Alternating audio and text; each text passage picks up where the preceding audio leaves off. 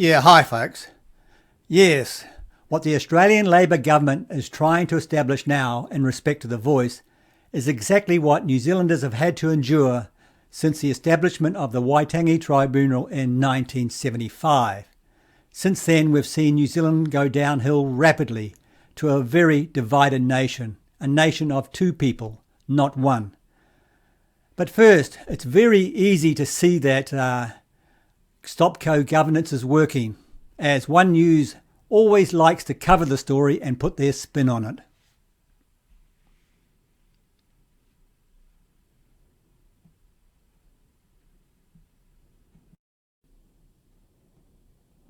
There's growing concern the debate on co-governance is leading to the spread of anti-Māori views. Supporters of the power-sharing model say politicians are contributing to the problem. Our Māori Affairs correspondent, Te Aniwa Hurihanganui, reports. A hot political topic that's ignited important discussions. Don't you think it's a disgrace that many Māori are landless, cultureless in their own country? Yeah, what's your point? Not only some Māori are landless, many people in New Zealand are landless. But there's growing concern the co-governance debate is stirring up harmful, inaccurate claims about Māori generally. Maori elite that are bastardising the system and prostituting their own people that I have a problem with. This Auckland event is the latest in a nationwide anti-co-governance tour. If you've got problems with co-governance, that's kei te pai, but you shouldn't have to use racism to make that point. Yeah, it's ironic, isn't it? The very person calling other people racist is a supporter of separatism. Unfounded claims, including that co-governance is led by tribal elites who withhold treaty settlement money from their people, appear to be resonating with attendees. How much money did you get? I've been getting help from my iwi since I was young. And how much money did your family get? Well, that doesn't work like that. Nothing. That's the trouble, it doesn't filter down. Do you All think the plastic that- Maoris do you get think- the whole lot. Sorry, the what? The plastic Maoris get the whole lot. It's the Maori people's elites, iwi leaders, etc., etc. So just to be clear, Yeah, exactly. They're all on the gravy train. Now, this is Casey Costello from Hobson's Pledge, an organisation that wants everybody in New Zealand to be treated equally. And you'll have individuals who are more powerful than others, speaking louder than others, and then you're left with whose voice do you listen to? Because if it's not one voice, then all you've done is created a whole lot of bureaucracy and an immense amount of cost, which all New Zealand can attest to, without achieving one better outcome. And that bureaucracy does everything to detach those who you're trying to reach from the system, because they get confused as well from, well, who do I talk to and who's going to represent me? And that need, democracy might not be perfect, but it's better than any of the other systems, as Winston Churchill famously said. It's that, accountability, the ability to kick out those who don't do a good job, is the only way you can assure that you will improve outcomes. Is there has to be accountability, and this well-meaning idea of we'll listen, this time, and to suggest that it's not going to end up in your courts, that it's not going to end up as legislation, is naive to the extreme. Because when you create an expectation, which is exactly what New Zealand did, that we will listen to you and you will get better outcomes, and when they felt the voice wasn't being listened to and there were not better outcomes, we ended up in court. Now here comes the gravy train, folks. And now we have massive amounts of consultants and lawyers getting incredibly wealthy in what has become a treaty industry. And it truly is an industry. This is millions and millions of dollars in settlement processing and settlement hearings and this concept of colonisation and all this. We are further away from resolving these issues than we were 40 years ago when the tribunal was set up. you have no evidence that this is happening, and you can't name a single, and you can't name name a single Māori elite? It's not that I can't, I'm not going to. This academic says politicians should take some responsibility. I think politicians certainly have contributed to anti-Māori feelings, or what we've seen online and in other places towards Māori around that issue of co-governance, and they've done that by creating fear and concern. Do you think you've contributed at all to some of that rhetoric? Not at all, because what ACT has consistently said is that each person is entitled to universal human rights. A vocal opponent of co-governance, he says labelling someone's views as misinformation isn't helpful. Each of them have a right to say it. Anytime you're using these divisive words, What divisive words? I think it's unhelpful for the public. A debate set to continue as the election nears. Te aniwa huri hanganui, One News. Now listen to John's story, link the voice to the Waitangi Tribunal and co-governance. Hi everyone, thanks for coming. Tonight I'll start off by talking about some of the IPA's work on international comparisons, what we can learn overseas about this great experiment we are about to embark upon. And I came across a proposal to amend the United States Constitution. This proposal was put forward by a Mr. Ibram X. Kendi. You may have heard of him. He wrote the book, How to Be an Anti-Racist. What is anti-racism? It's another word for racial equity, which is itself just a rebadging of the word communism. Racial equity requires that all outcomes, whether it's in terms of income, wealth, admission to university, incarceration in prison, directors on boards of companies, all outcomes in society between racial groups must be equal. In 2019, Kendi wrote the following: "To fix the original sin of racism, Americans should pass an anti-racist amendment to the US Constitution. The amendment would make unconstitutional racial inequity over a certain threshold, as well as racist ideas by public officials. So it would be unconstitutional for there to be discrepancies between racial groups above a threshold, and unconstitutional for politicians to hold racist ideas. How would this be enforced?" He proposed the creation of a new department, the Department of Anti-Racism, to be enshrined in the Constitution. I will read to you the powers he proposes that this body would have, but I'm going to give it a rebadge. I'm going to call it the Voice. The Voice to Congress would be comprised of formally trained experts on racism.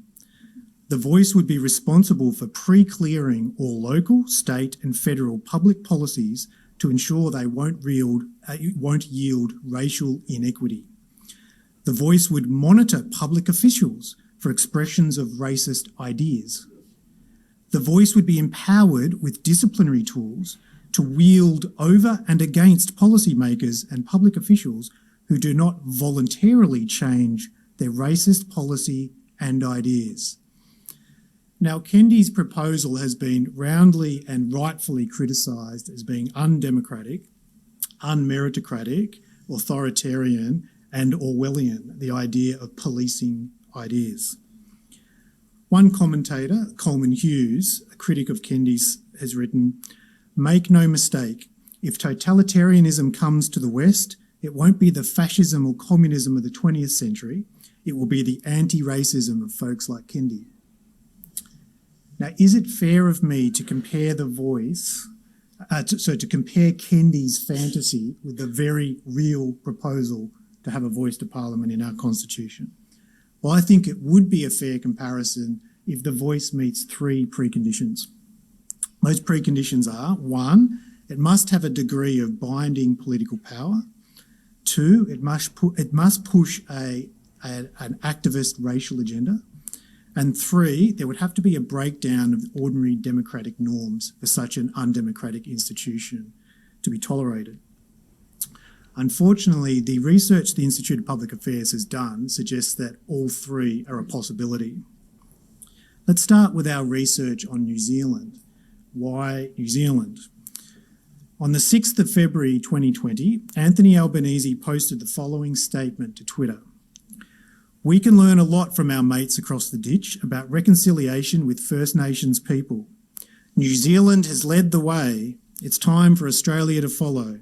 It's time to support the Uluru Statement from the Heart." So, according to our Prime Minister, the path forward is the New Zealand path.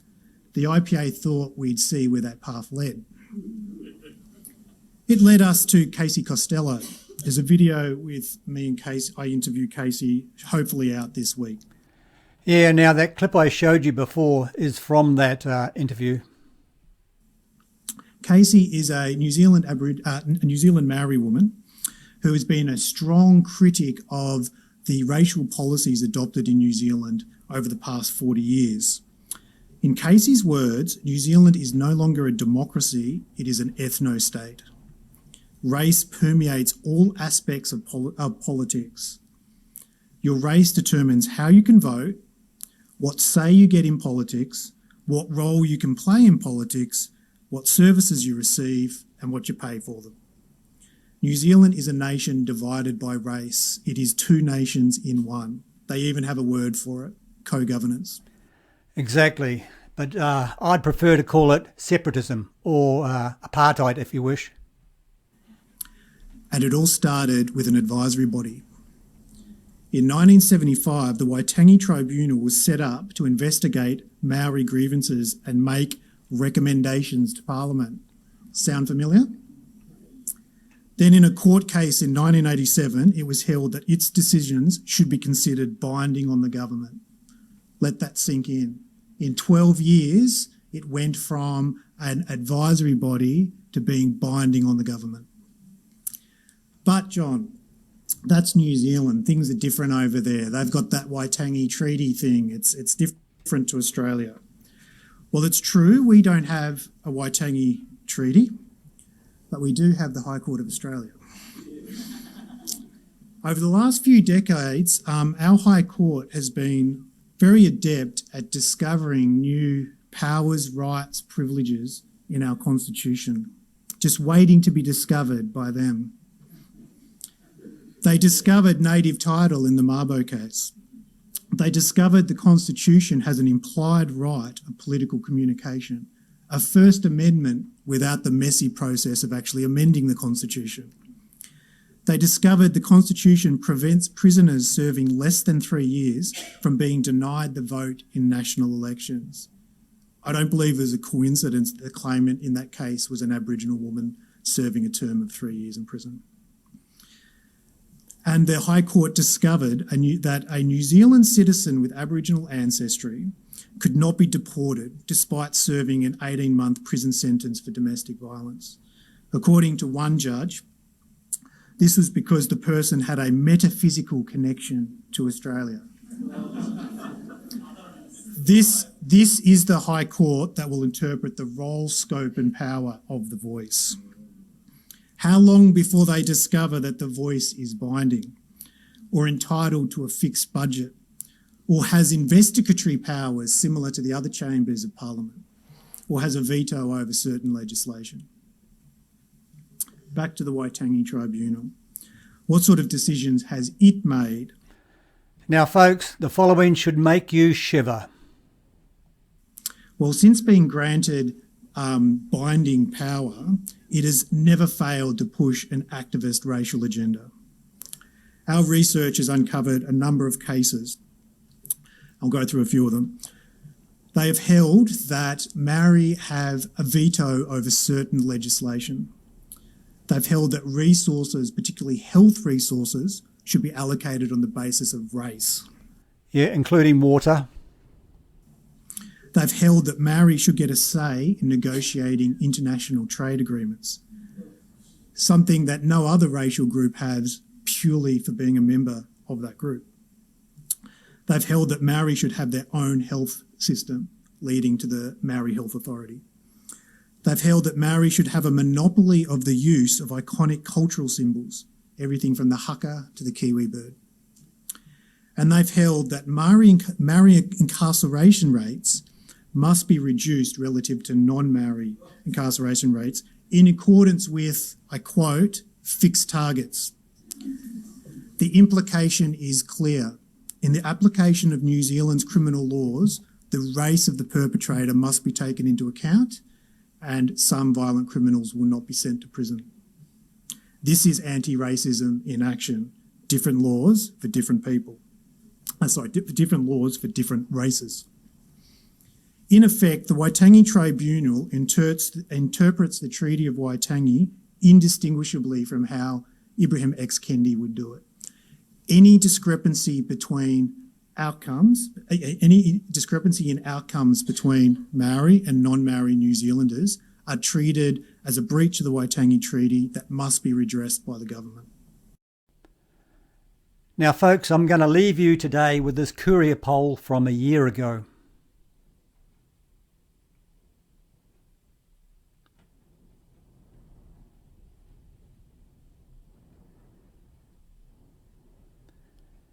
In which 72% of respondents thought New Zealand was more divided than the year before.